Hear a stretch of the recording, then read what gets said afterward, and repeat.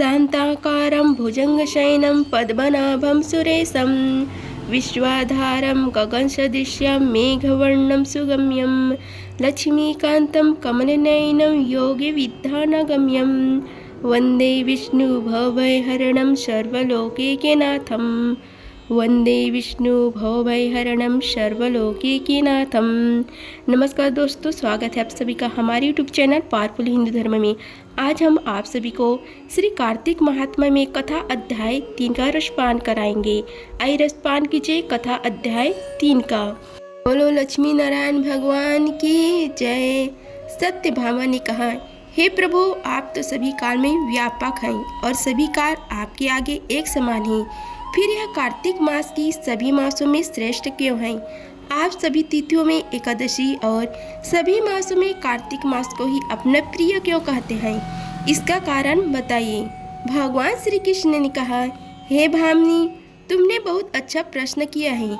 मैं तुम्हें इसका उत्तर देता हूँ, ध्यानपूर्वक सुनो।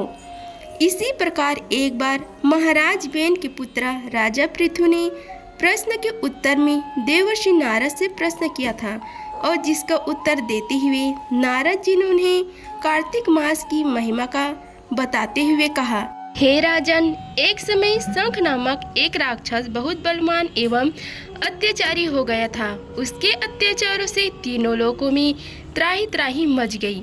उस शंखसूर ने स्वर्ग में निवास करने वाले देवताओं पर विजय प्राप्त कर इंद्र आदि देवताओं को एवं लोकपालों के अधिकारियों को छीन लिया था। उससे भयभीत होकर समस्त देवता अपने परिवार के सदस्यों के साथ सुमेरु पर्वत की गुफाओं में बहुत दिनों तक छिपे रहे।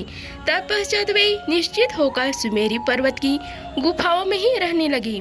उधर जब शंखसूर को इस बात का पता चला कि देवता आनंद पूर्वक सुमेरु पर्वत की गुफा में निवास कर रहे हैं, तो उसने सोचा कि ऐसा कोई दिव्य शक्ति अवश्य है जिसके प्रभाव से अधिकारहीन यह देवता अभी भी बलवान है। सोचते सोचते वह इस निर्णय पर पहुंचा कि वेद मंत्रों के बल के कारण ही देवता बलवान हो रहे हैं। यदि इनसे वेद छीन लिया जाए तो वे बलहीन हो जाएंगे। ऐसे विचार कर शंखचूर ब्रह्म जी की सत्यलोक से शीघ्र ही वेदों को हर लाया। उसके द्वारा ले जाते हुए भय से उसके जंगल से निकल भागे और जल में समा गए।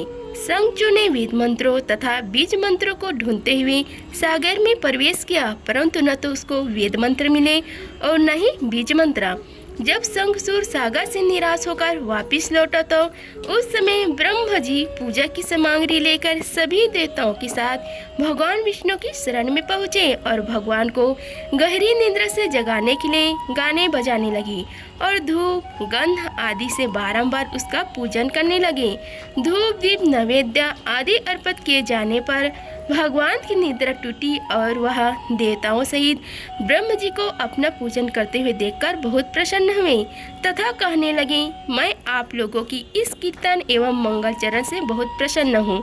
आप अपना अभीष्ट वरदान मांगिए, मैं अवश्य प्रदान करूँगा। जो मनुष्य अश्विन शुक्ल की एकादशी से देवता उत्थान एकादशी तक ब्रह्म मुहूर्त में उठकर मेरी पूजा करेंगे, उन्हें तुम्हारी भांति मेरी प्रसन्न होने के कारण सुख की प्राप्ति होगी। आप लोग जो पाद्य अर्धर्य अचमन और जल आदि सामग्री से मेरे लिए लाए हैं, वे अनंत गुणों वाली होकर आपका कल्याण करेगी। शंखचूर द्वारा हरे गए संपूर्ण वेद जल में स्थित है। मैं सागर पुत्र शंखचूर का वध करके उन वेदों को भी अभी ला देता हूँ। आज से मंत्र बीज और वेदों सहित मैं प्रतिवर्ष कार्तिक मास में जल में ही विश्राम किया करूँगा। मैं मत्स्य रूप धारण करके जल में जाता हूँ। तुम सब देवता भी मुनीश्वरों सहित मेरे साथ जल में आओ। इस कार्तिक मास में जो श्रेष्ठ मनुष्य प्रातःकाल स्नान करते हैं, वे सब यज्ञ के अवृत स्नान द्वारा भली भांति नहा लेते हैं। हे देवेंद्र, कार्तिक मास में व्रत करने वाले को सब प्रकार से धन पुत्र पुत्री आदि देते रहना और उनकी सभी आपत्तियों से रक्षा करना। हे धनपति कुबेर, मेरी आज्ञा के अनुसार तुम उनके धन धान्य की वृद्धि करना, क्योंकि इस प्रकार का आचरण करने वाला मनुष्य मेरा रूप धारण करके जीवन मुक्त हो जाता है। जो मनुष्य जन्म से लेकर मृत्यु उपरांत विधि पूर्वक इस उत्तम व्रत को करता है, वह आप लोगों का भी पूजनीय है। कार्तिक शुक्ल पक्ष की एकादशी तिथि को तुम लोगों ने मुझे जगाया है, इसलिए यह तिथि मेरे लिए अत्यंत प्रीतिदायिनी और माननीय है। हे देवताओं, यह दोनों व्रत नियम पूर्वक करने से मनुष्य मेरा संध्या प्राप्त कर लेते हैं। इन व्रतों को करने से जो फल मिलता है वह अन्य किसी व्रत से नहीं मिलता। अतः प्रत्येक मनुष्य को सुखी और निरोग रहने के लिए कार्तिक महात्म्य और एकादशी की कथा सुनते हुए उपयुक्त नियमों का पालन करना चाहिए। ये आप सभी को श्री हरि भगवान की मत्स्य अवतार की कथा का रसपान कराते हैं। आई रसपान कीजिए कथा का। एक बार ब्रह्म जी के पास वेदों को एक बहुत बड़ा दैत्य हयग्रीव ने चुरा लिया। चारों ओर अज्ञानता का अंधकार फैल गया और पाप तथा अधर्म को बोलबाला हो गया। तब भगवान ने धर्म की रक्षा के लिए मत्स्य रूप धारण करके उस दैत्य का वध किया और वेदों की रक्षा की। कल्पांत की पूर्व एक पूर्णात्मा राजा तप कर रहा था। राजा का नाम सत्यव्रत था। सत्यव्रत पूर्ण आत्मा तो था ही, बड़े उदार हृदय का भी था। प्रभात का समय था, सूर्य उदय हो चुका था। सत्यव्रत कृतमाला नदी में स्नान कर रहा था।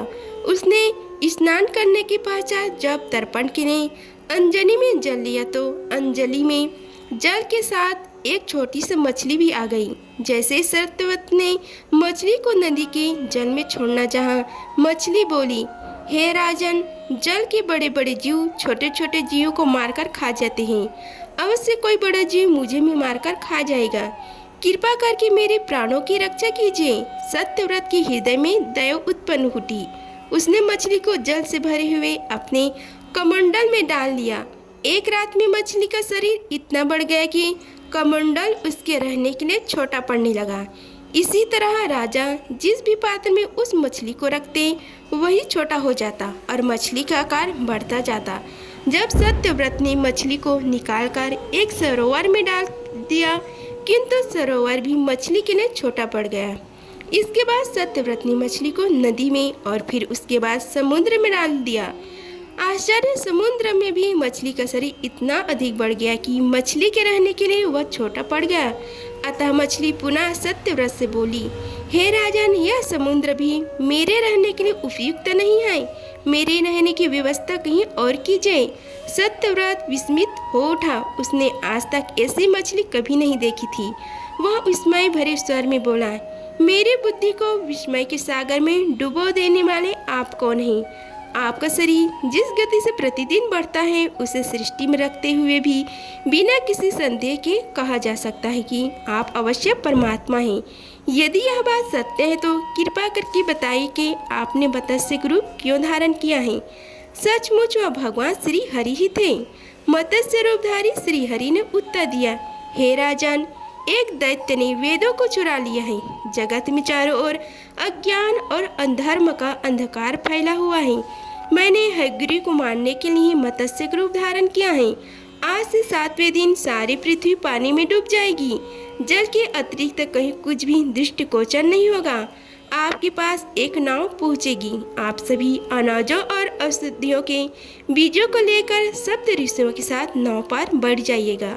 मैं उसी समय आपको पुनः दिखाई पड़ूंगा और आपको आत्म तत्व का ज्ञान प्रदान करूंगा। सत्यव्रत उसी दिन से हरि का स्मरण करते हुए प्रलय की प्रतीक्षा करने लगे। 7वें दिन प्रलय का दृश्य उपस्थित हो उठा। जल उमड़कर अपनी सीमा से बाहर बहने लगा। भयानक वृष्टि होने लगी। थोड़ी ही देर में जल ही जल हो गया। संपूर्ण पृथ्वी जल में ही समा गई। उसी समय एक नाव दिखाई पड़ी। सत्यव्रत सप्तऋषियों के साथ उस नाव पर बैठ गया। उन्होंने नाव के ऊपर संपूर्ण अनाजों और औषधियों के बीज भी भर लिए। नाव प्रलय के सागर में तैरने लगी। प्रलय के उस सागर में उस नाव के अतिरिक्त कहीं भी कुछ भी नहीं दिखाई दे रहा था। सहसा मत्स्य रूपी भगवान प्रलय के सागर में दिखाई पड़े। सत्यव्रत और सप्त ऋषिगण मत्स्य रूपी भगवान की प्रार्थना करने लगी, हे प्रभु, आप ही सृष्टि के आदि हैं। आप ही पालक हैं और आप ही रक्षक ही हैं। दया करके हमें अपनी शरण में लीजिए, हमारी रक्षा कीजिए। सत्यव्रत और सप्तऋषियों की प्रार्थना पर मत्स्य रूपी भगवान प्रसन्न हो उठे। उन्होंने अपने वचन के अनुसार सत्यव्रत को आत्मज्ञान प्रदान किया और बताया, सभी प्राणियों में मैं ही निवास करता हूँ, न कोई ऊंच है न नीच, सभी प्राणी एक समान हैं। जगत नश्वर है, नश्वर जगत में मेरी अतिरिक्त कहीं कुछ भी नहीं है। जो प्राणी मुझे सब में देखता हुआ जीवन व्यतीत करता है, वह अंत में मुझ में ही मिल जाता है। मत्स्य रूपी भगवान से आत्मज्ञान पाकर सत्यव्रत का जीवन धन्य उठा। वे जीते ही जीवन मुक्त हो गए। प्रलय का प्रकोप शांत होने पर मत्स्य रूपी भगवान ने उस दैत्य को मारकर उससे वेद छीन लिए। भगवान ने ब्रह्म जी को पुनः वेद दे दिए। इस प्रकार श्री हरि की विष्णु भगवान की मत्स्य रूप की कथा समाप्त हुई। अगर आप सभी को हमारी वीडियो अच्छी लगी होगी तो वीडियो को लाइक कीजिए, चैनल को सब्सक्राइब कीजिए और कमेंट बॉक्स में ओम नमो भगवते वासुदेवाय लिखिए। धन्यवाद। मिलते हैं अगले वीडियो में, तब तक के लिए जय श्री राधे कृष्णा।